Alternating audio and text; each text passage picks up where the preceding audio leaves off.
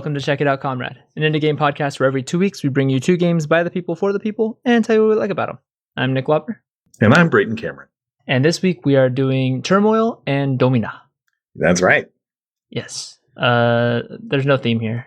Yeah, well, they both kind of feel a little board gamey. They do feel a little bit board game. Turmoil more so, but yeah, I agree with you. So let's start with that one. Okay. Turmoil. Turmoil came out June 2nd, 2016. Mm-hmm. It is by Gamius. Gamius is the publisher and developer there. Yeah. And it is a game about being a oil baron. Yeah, kind of like a There Will Be Blood era oil baron. Yes, although the story is not nearly as enthralling, unfortunately. Yeah, you're right. Yeah, it leaves a little bit to be desired there. But yeah, so it plays out essentially the start of the game. You choose one of 4 characters, and the other 4 become the people you're up against. Yeah, and then you guys bid on land, and then you are brought to the actual game.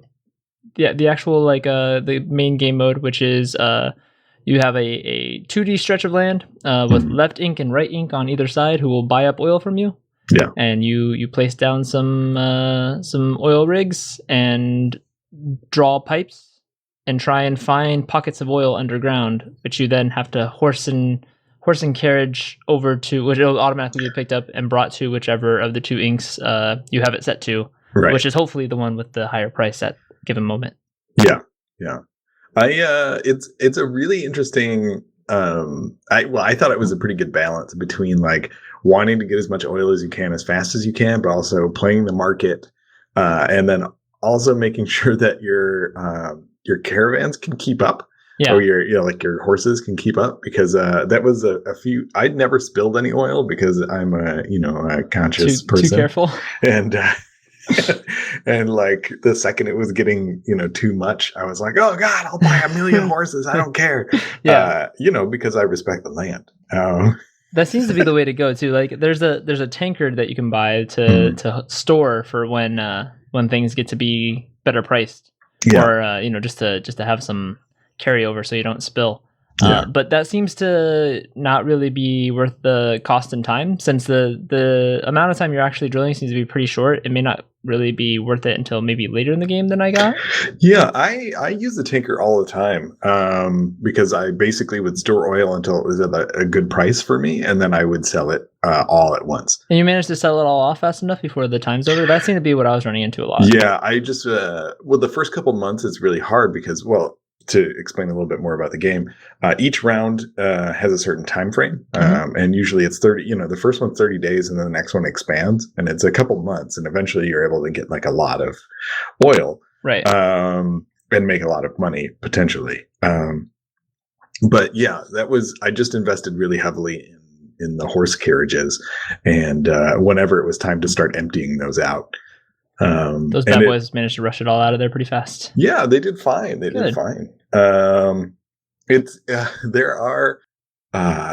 seems to be different gameplays, because when you come back to town in between every level, you have it basically restarts the game, right? In a sense, but also you get a chance to buy improvements, which is they introduce new technology like almost every round, and a new like market, if you will. Yeah, new things to upgrade for the most part. So it starts off, you can just upgrade your pipes basically. You can make them fatter or split more splits, so that one rig can hit multiple little caches. Yeah. But after that, you get the ability to upgrade your horses and your dowsers, which I hate that dowsing is a mechanic in here. Dowsing is 100% bullshit. Dowsing is 100% bullshit, but it is like the best way to just find oil. It is, because it works in this game where it doesn't work in the real world. Yes.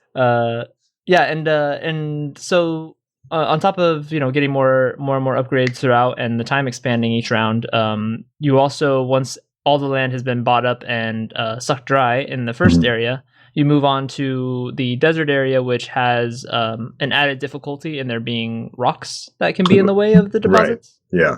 And supposedly the ability to find diamonds, which I have not found any of. So yeah, I didn't find anything. Yeah. And I believe it goes further from there, but I will admit I did not get past the desert level. Yeah, neither did I. Okay, good.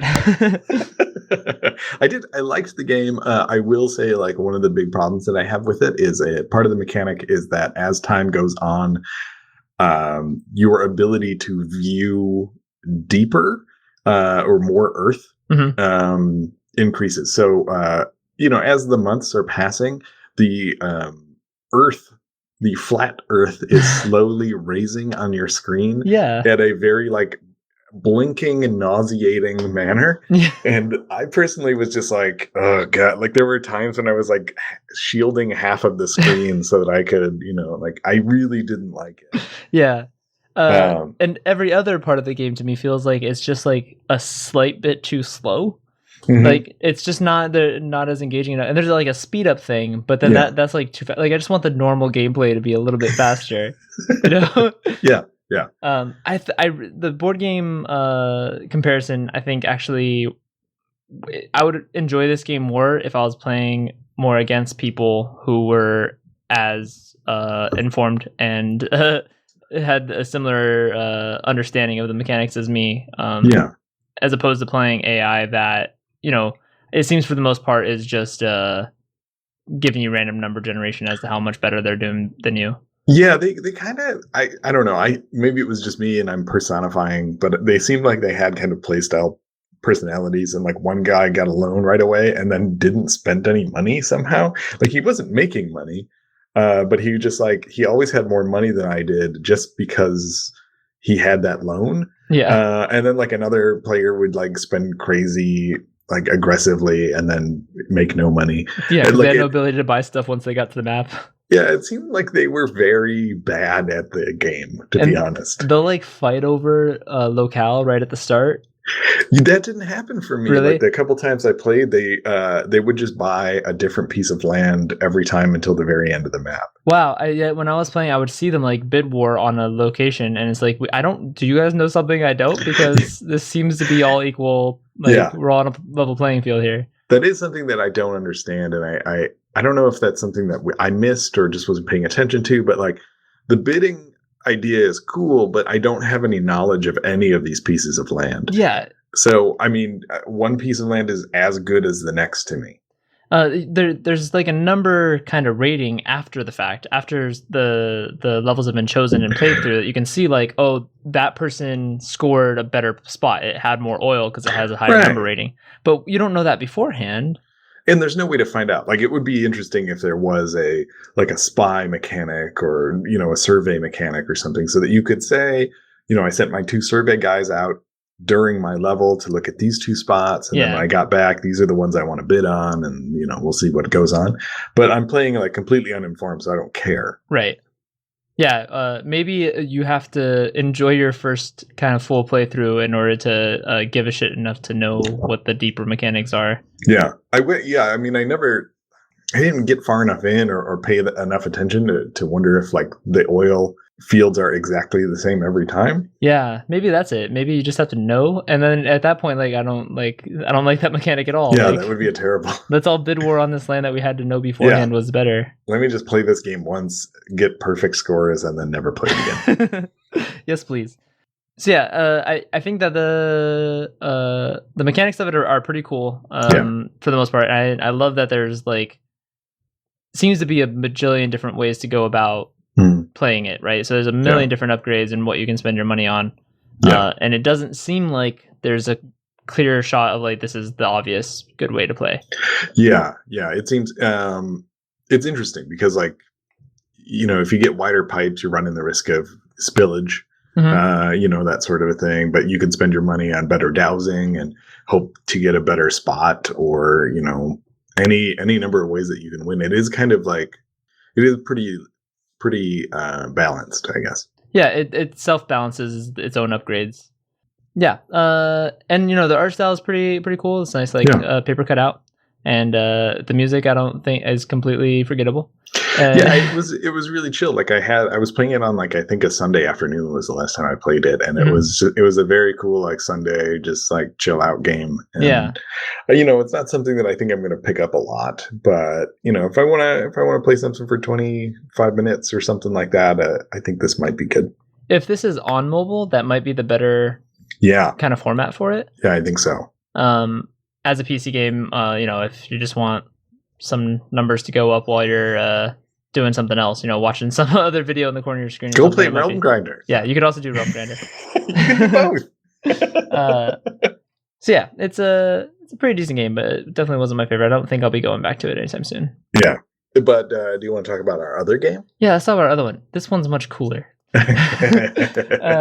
So Domina, this game, let's see, it came out April 3rd, 2017, so a little more recent. Yeah. It is by publisher and developer Dolphin Barn. And this game, the setting of it is ancient Rome.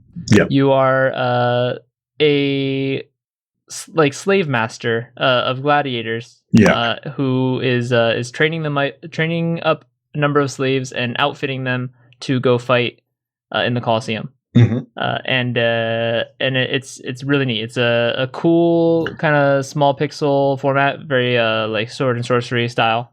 Yeah. And real gory of these little guys fighting each other. Yeah.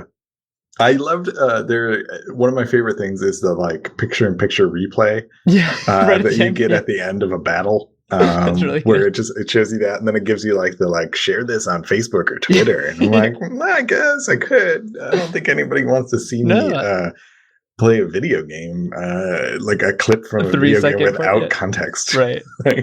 Yeah, not sure if anyone's going to go for that. But so when this game first starts off, you don't have direct control over these little guys. You're just sending your trained and equipped guys out and kind of just comparing stats against who they're going to be up against in order to choose who you think is going to win. Yeah.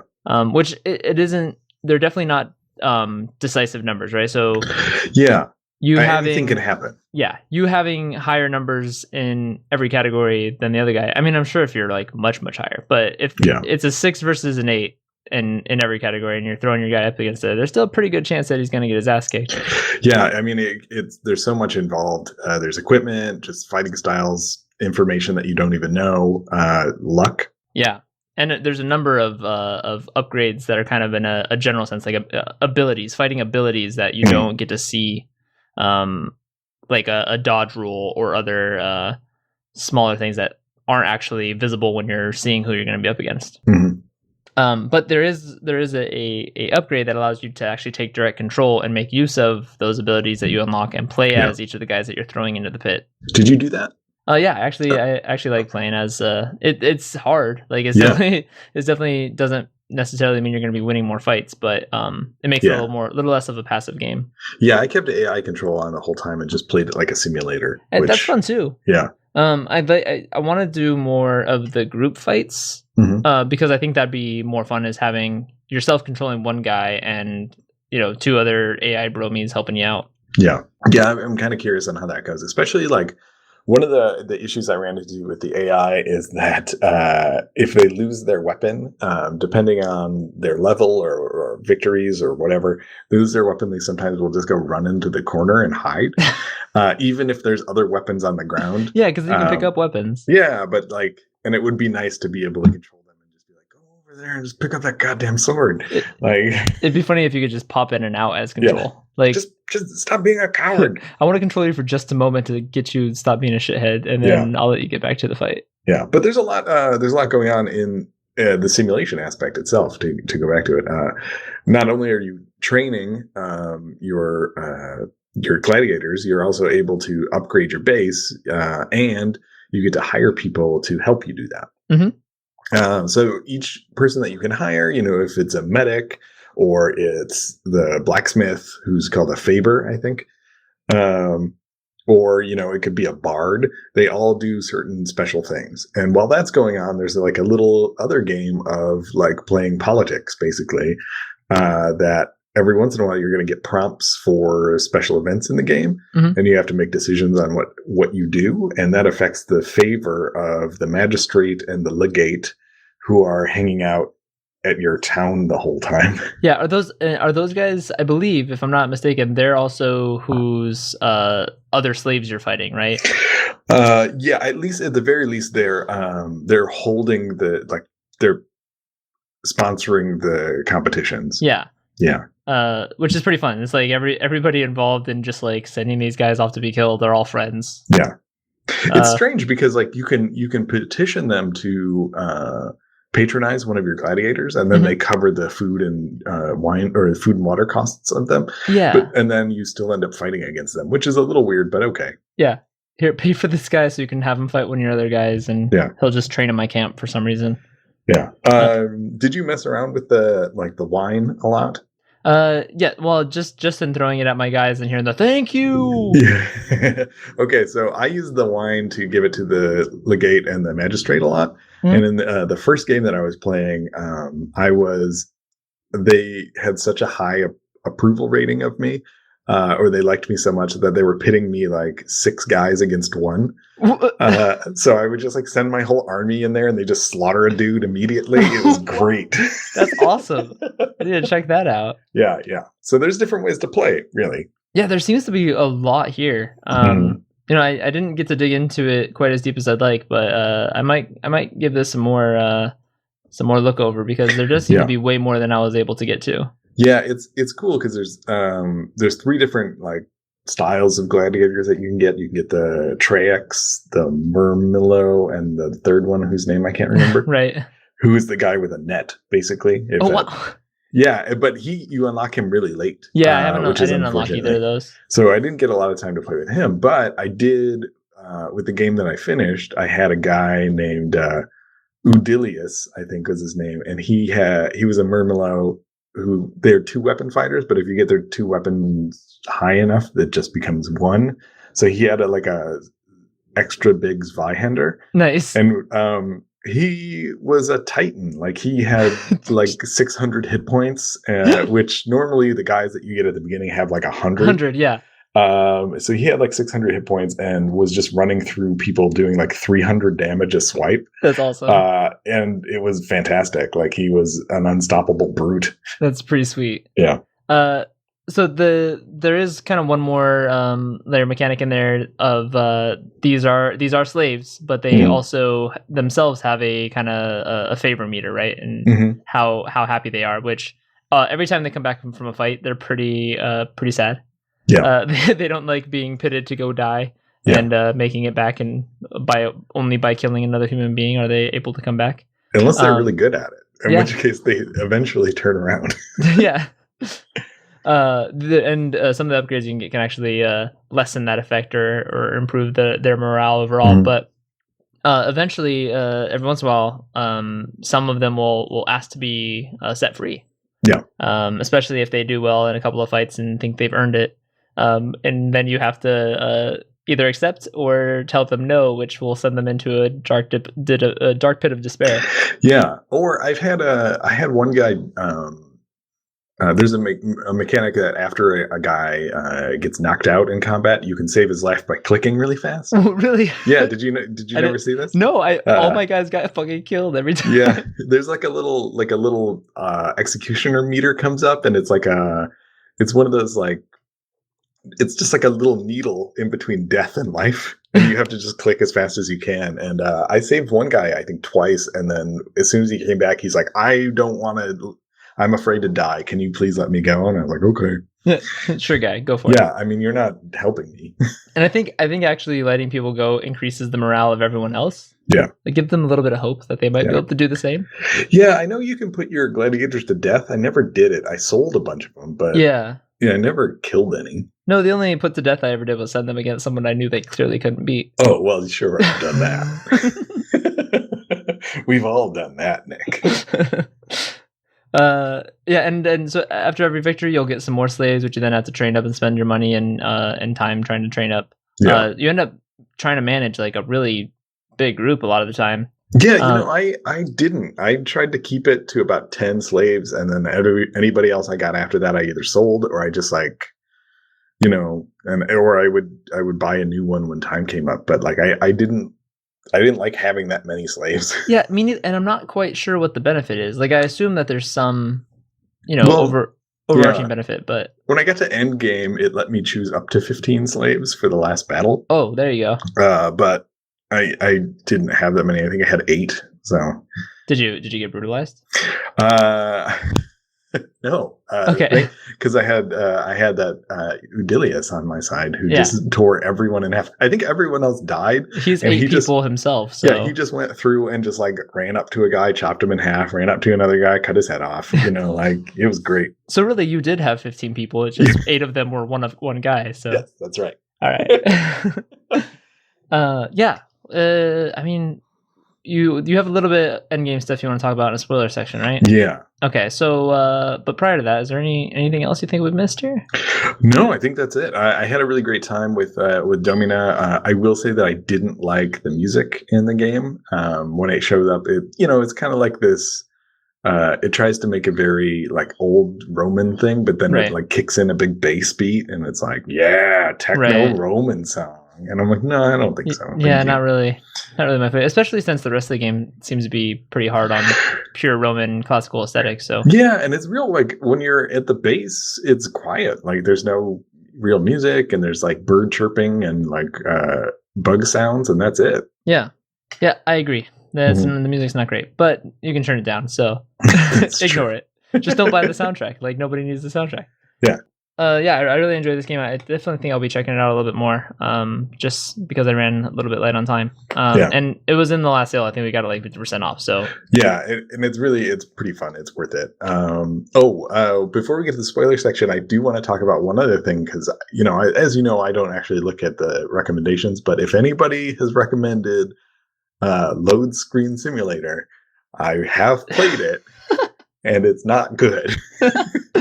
Nobody's recommended that. Okay, good.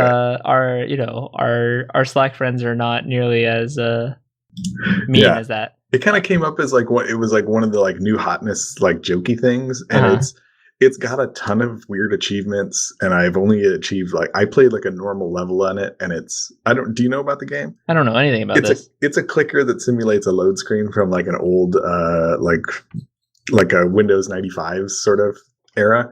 Sure. And then you get improvements, and but you have to click the whole time. At no point is there an auto click, which sucks. Number one, and then and it's kind of got a haha, isn't this funny jokiness to it? But there's like stuff that I don't like. I just don't care about. There's too much of that on Steam nowadays, to be honest. Yeah. And I just brought up the Steam page. I can tell you 100% this game was made in Game Maker. Oh, yeah, I'm sure. It's very clearly like the easiest thing to throw together. Yeah. Well, at least it's free to play. Okay, so now we can go to spoilers. All right. So some quick admin stuff, of course. If you like the show, you want to support us, the rest of the people on Duckfeed.tv network, you can head to patreon.com/Duckfeed.tv. And then you can throw us a couple bucks a month, get some goodies for yourself. And we've just totally restructured that. And there's a lot of really good stuff, bonus episodes and such, early access feeds for mostly other shows in the network. But but it benefits us as well. That's how we get most of the games we end up playing. Yeah. Also, if you have a game you'd like to recommend, you can do that on facebook.com/checkitoutcomrade or at Comrade Podcast on Twitter or checkitoutcomrade.com. There's a contact form there. Yeah. And we do take all those and add them to one big sheet and use that to pull what we'd like to play next time. So definitely do that. But yeah, I think that's about it. And let's do a little ditty here, and you can tell me some more about the end of Domina because I'm excited to hear. Okay. All right, Nick. So number one, I will admit right off the bat that when there's a whole page of text on the screen of a computer game, I usually don't read most of it. Fair enough. So I didn't realize until the very end of the game that I was Domina. What? Yes. I don't know that either. Okay, well, so there's a spoiler for you. So you're playing Domina. You're the woman in the middle of the city. You. That's you.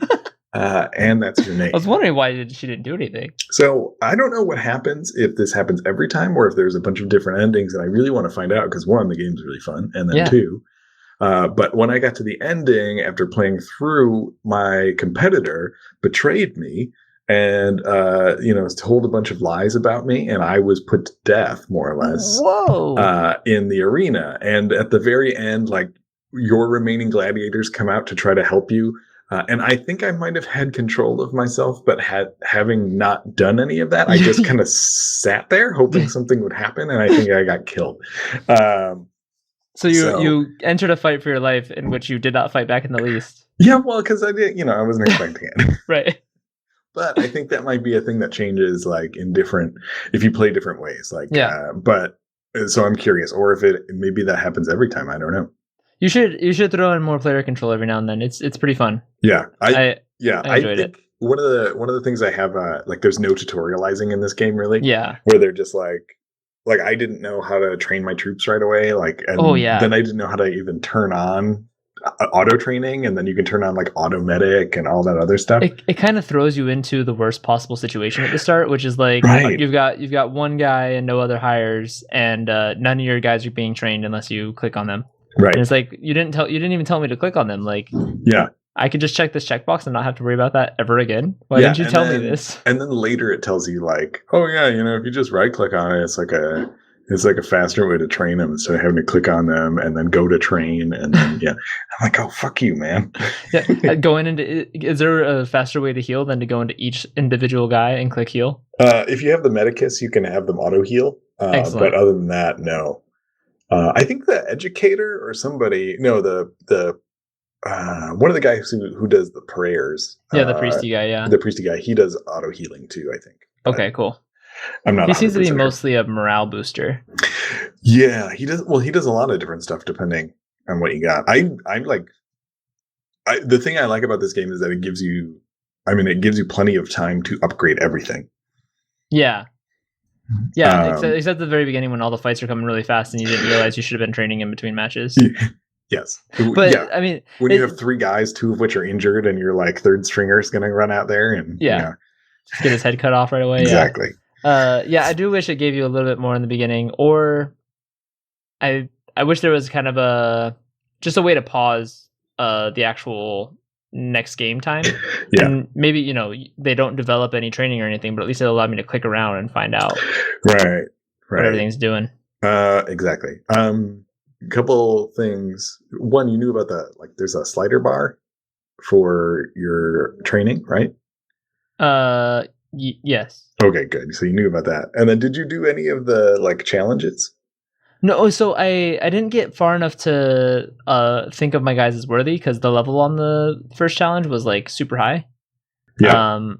So I didn't get far enough to, like, decide that I wanted to do that. But I'm super interested in trying that because that's where you get the more of the multi-person fights and stuff. Yeah, or you would end up fighting, like, one giant dude. Cool. But you would get to send 3 dudes against him, which can be good or bad. Yeah, that sounds awesome. What do you get for those? It's mostly like prestige, I think, and I think you get a lot of level ups for the guys that are participating. That's pretty sweet. Yeah. Yeah, I want to try that. Like, I saw it was there, I clicked on and explored it, but didn't have guys. Sorry about that. That's Brayton. What, you're gonna tell me something incredibly epic right now, right? Oh gosh, no. Sorry. Okay.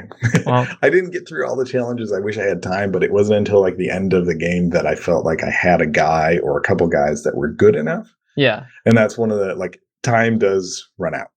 I know what would be probably really fun is a speed run. Like, I want to see someone just kill this game. Oh yeah, that would be great. I wonder if one exists already on YouTube. We should check it out because it's only been out for, like, what, 4 odd months, but yeah, but I've seen some of the people that I follow that do Let's Plays of it. I've watched a couple different people do a few different techniques. So yeah, that's cool. Yeah. Let's talk about what we're doing next time. Okay. I believe we are doing SteamWorld Heist. Yes. And what else? And the Battle Cats. The Battle Cats. Mobile game, free to play, the Battle Cats. Start playing now if you're listening. Yeah, because Brayton showed me this literally on Tuesday. the week this episode's coming out, and just showed me a bunch of incredible quote unquote cats. Yeah, I feel like quote unquote cats. That's the way to say it. And yeah, I'm having some fun with it right now. It's pretty good. But yeah, SteamWorld Heist. I really like. I know that there's a few SteamWorld games, and I know this one is kind of the most beloved, and we've gotten a lot of requests for it. Yeah. But beyond that, I really don't know anything about it, so I'm excited to check that out. Yeah, I'm excited to check it out. I played SteamWorld Dig, and I loved it. I thought it was fantastic, and I can't wait to play this too. Sweet. Yeah, this is supposedly this is. I don't think they're the same style game. No, not at all. But it's, I mean, the same art style. But that's it. But this one seems to be a little bit more revered. Yeah. Cool. All right. So I think we'll call it there then. Okay. Thanks for listening, guys, and we'll see you next time.